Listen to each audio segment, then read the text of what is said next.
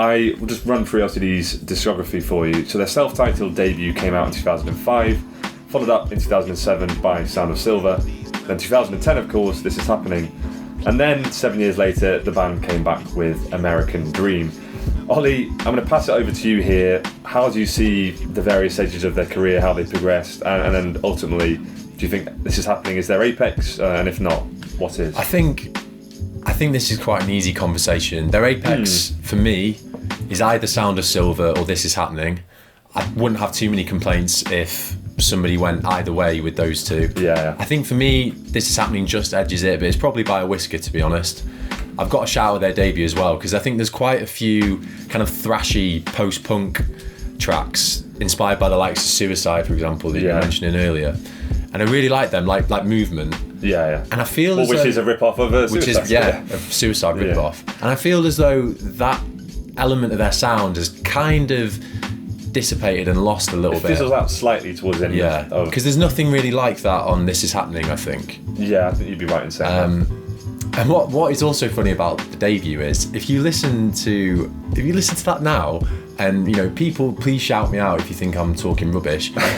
It feels like James Murphy did half the vocal takes with a kind of horrendous cold. You said this to me, and I was like, "What are you on about?" But I listened back, and you're right. There's some songs where he's got like the Q-tip kind of thing going. It's like on if you sing Disco Infiltrator like this, it's kind of how I feel that's how he sounds. Yeah. Probably not wrong.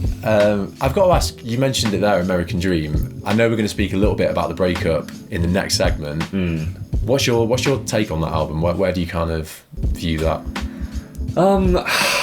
I mean, I definitely don't think it's a disgrace, because that was obviously the anxiety surrounding that album, right?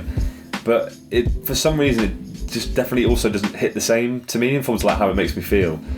Like I kind of see LCD Soundsystem's music as fitting so perfectly into the noughties as a decade, and the way that obviously it came out in 2010, and then Losing My Edge was coming up earlier in the decade.